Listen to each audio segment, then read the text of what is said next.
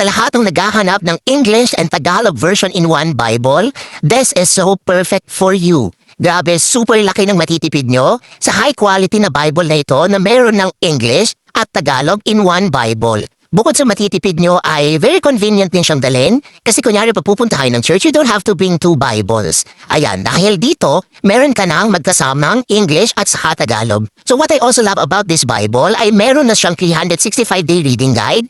If ever na hindi mo pa talaga alam kung saan ka magsisimula, and ang maganda pa dito ay meron siyang list of God's promises sa likod. Depende sa iyong pinagdadaanan. Say for example, may sakit ka, nangihina ka, nawawalan ka ng pag-asa, merong mga suggested verses sa likuran. So this is so perfect for you. Super ganda ng quality niya. Naka-gold edge na to. Tapos leather wrap na rin ang kanyang cover. Ayan. Ayan no.